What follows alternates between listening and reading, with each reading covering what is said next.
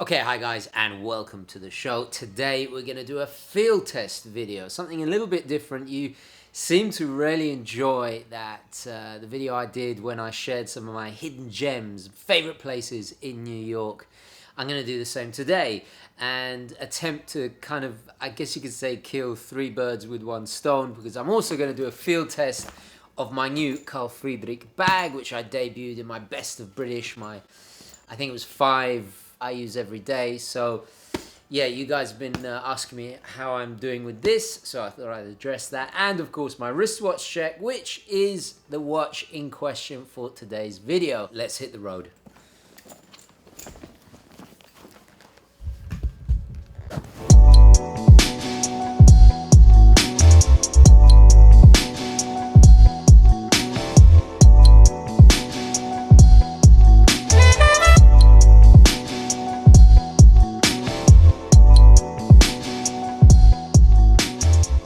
Welcome to Roosevelt Island. Now, if you guys have been watching the channel long enough, you remember that I used to visit here all the time. It's a little island about 3 kilometers long, about a quarter of a kilometer wide, with 11,000 inhabitants, completely free to visit. You can get to it via subway and of course the Roosevelt Island tram, which you've probably seen in countless movies. Now, on that side is Queens, where we just came from and where I live, and on that side is Manhattan. The river actually goes either side of it, and the Queensboro Bridge, which you'll see in the background, kind of goes entirely over the island. It's quite incredible, really beautiful scenic views, which you'll see in just a moment. So I'm going to go to the supermarket. There's a supermarket on the island, get some treats and snacks and have a little picnic, find a shaded spot and read a book.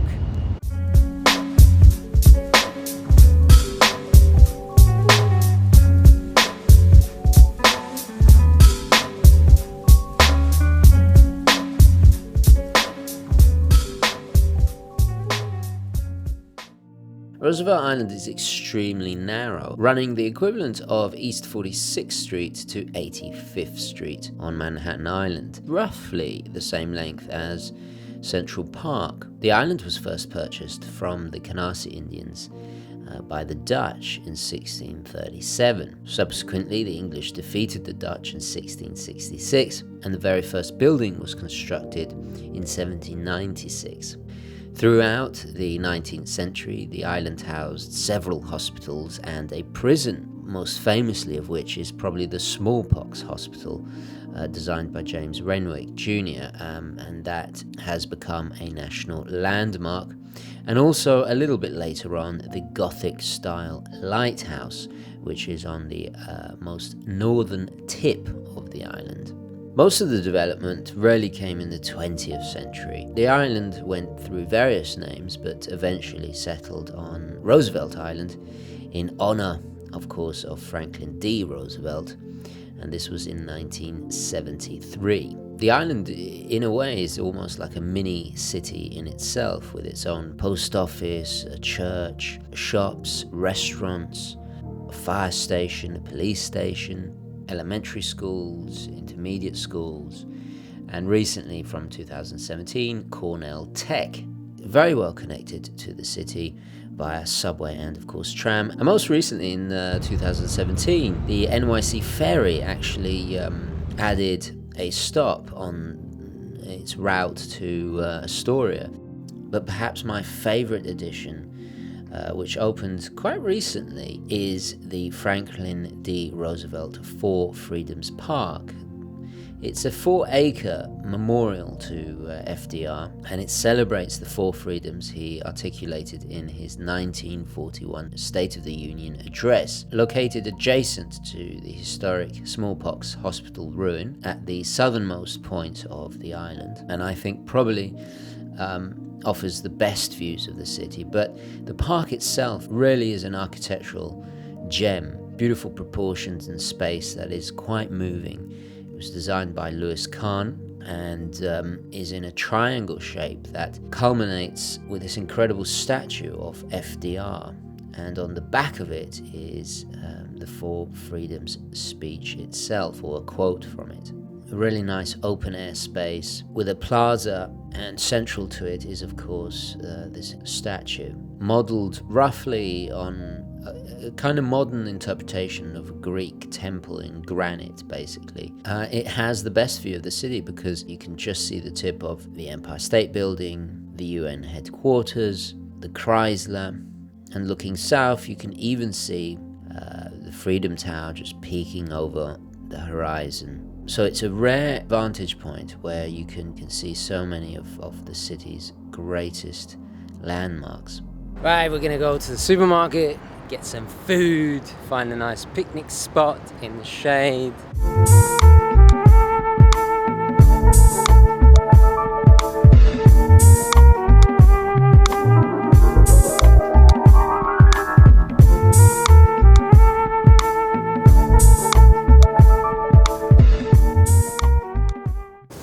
Okay, so I got my supplies for the picnic. Just gotta make some room.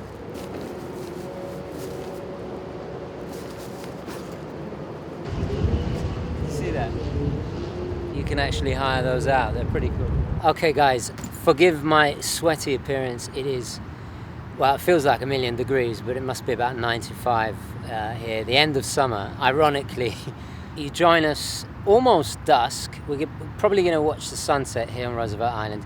A lot has changed since the early days, if you guys recall, when I used to come here walking Old Ernest. Well, the bag is a fantastic success. It's comfortable. I was a little skeptical at first because I thought it was a bit big, but it's perfect. What I wanted was something, if you guys recall my Palacy bag, it's too formal. I can't carry that bag around somewhere like this. I want to have it on my back.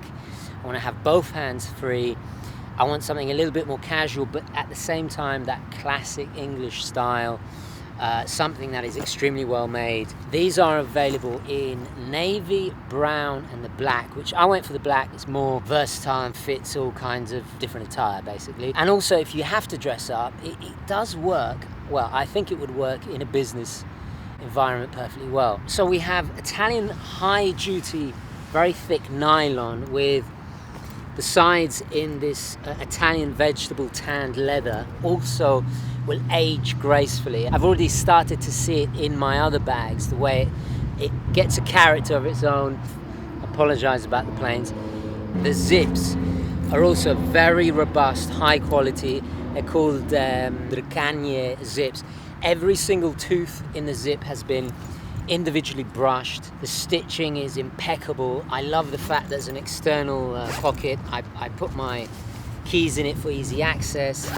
Inside there's more zipped pockets. There's I'll throw in some shots so you can see. There's a place I can hang my pen, my torch.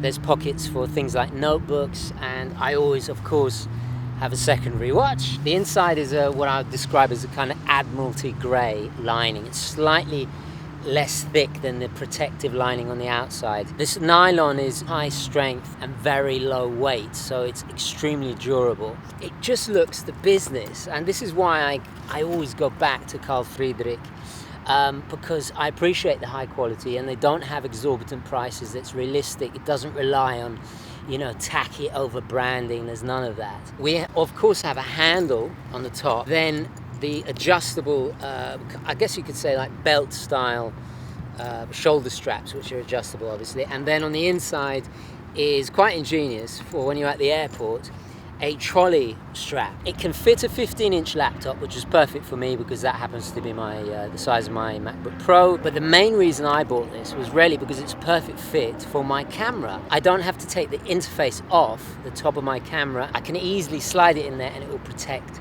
the camera. So for a vlogger, it's absolutely perfect. Oh, and by the way, we do have a secondary section here that is padded as well.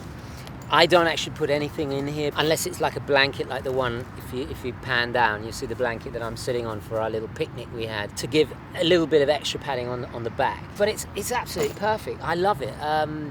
I'm very, very happy with it, and I think I'm going to be traveling with it. I think this is far more stylish, far more practical and versatile. The same quality as like luxury brands, but you don't have all that gaudy, monograms and branding and all the rest of it. I think a lot more sophisticated. It's always going to look good. This, like my grandfather's leather bags, they're going to last for generations. That's why you spend a little bit extra and get something like that. I honestly think this is the perfect bag. I can't... There's nothing, I haven't got anything negative to say about it at all. So I think we'll leave it there. I think Carl Friedrik, again, capo lavoro as always. That's why I'm a returning customer. That's why I recommend them. They ship worldwide. It's a great alternative to those utilitarian-looking camping bags that they're not that good looking. I mean, at the end of the day, this gets the job done, but with a bit of style. Yeah, another helicopter. Oh my god. Alright, cut. Before I talk about the Chronospace, I think we should give it a little bit of context and a background how this model came about. So let's change perspectives, and then I'll come back and I'll discuss why I think this is the most underrated Breitling possibly out there. The Ani-Digi watch that started it all for Breitling, and that is of course the Aerospace. The Aerospace really was a pioneer in the world of aviation chronographs. Originally released in 1985, Ani-Digi watches, which is the combination of analog display and of course digital displays, wasn't anything new at the time. The Japanese had already had various models and combinations, but Breitling was certainly the first of the luxury brands to take it on. Originally, the Aerospace was intended to be part of the Navitimer line, and some of the very first Aerospaces actually had Navitimer on the dial. However, these days it's part of the professional collection, and they soon dropped the Navitimer name from the dial. Those are of course highly collectible. The model paved the way for a series of, like the famous Emergency of course, and the subsequent evolved versions of the Aerospace itself. The Aerospace was in a titanium case, which made it extremely lightweight and extremely durable. Most notably, it only had the crowns and no pushers. This was key to its kind of defining characteristics. Operating the watch was all done via the single crown. The crown was essentially a pusher, and like a traditional crown where you wind it forwards and backwards. This time, however, used almost like a scrolling feature. If you imagine like a wheel on a mouse, where you cycle through all the different features. The Aerospace became widely famous beyond the world of aviation and watch lovers, and of course aviation enthusiasts. Many celebrities all hold this watch in high regard. Today the Aerospace is part of Breitling's professional collection, and deservedly so. It really lives up to the label of a true tool watch. Chronospace and the Aerospace basically have the same features: a countdown timer, chronograph, alarm, a perpetual calendar, dual time zone. The first generations were always powered by thermo-compensated quartz movements, and then recently they've been updated since about 2001 with Breitling's super quartz movements. This movement was 10 times more accurate than your regular quartz movement, and thus allowing extraordinary precision. But let's rewind a little bit, because before it evolved into the massive, huge tool watches, at some point the Chronospace was born, a bit of an offshoot of the Aerospace line. So my reference is the A56012, released in the late 90s and into the early noughties, and this is just before Breitling went into that oversized, big, gaudy kind of status symbol,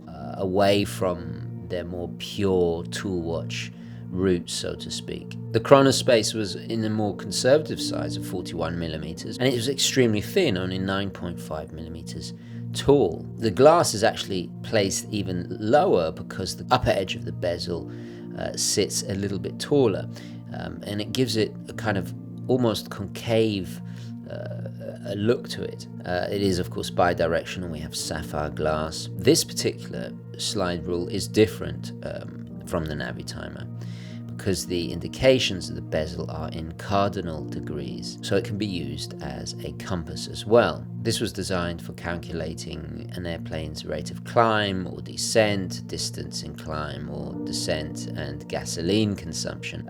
Yeah, not exactly anything I'm ever going to use, but I do really like that aesthetic. So inside we have the Breitling 56 caliber movement, which is essentially an ETA 988.332. Battery life is about 3 to 4 years. It is a thermocompensated quartz. They are considered high-end quartz and performs about plus or minus 10 seconds a year. At a very fundamental level, by passing a current through a tuning fork shaped crystal, vibrations are generated and thus powering the watch. By regulating motor pulses in accordance to ambient temperature shifts, a higher degree of accuracy is achieved. Quartz crystals commonly found in watches are optimized for a flat temperature response around room temperature. Above and below this, the drift is fairly high. When a watch is worn, the temperature is quite stable, so even an affordable quartz is very accurate. But when you take off the watch, this is when the drift rate increases. So this is where temperature compensation comes in handy, especially if you are in some kind of climate where there is quite rapid temperature changes. Now, before the Chronospace went on to become a massive, huge bulk of a watch with the change in Breitling's style, there were a few limited editions. There was the Red Arrow one, there was a special version for the Singapore Air Force, and probably the most rarest of all is the Blue Impulse, which is the Japanese Air Force. This was from 1997, and it was limited to only 300 pieces. The Chronospace was also made in stainless steel rather than the titanium of the aerospace. So just to give you an idea of the weight difference, an original aerospace offer strap would be about 34 grams. The Chronospace in steel on the same strap is about 51 grams. So still extremely comfortable and very light. However, the steel achieving a much more polished, kind of upscale finish, reminiscent of the Navitimer.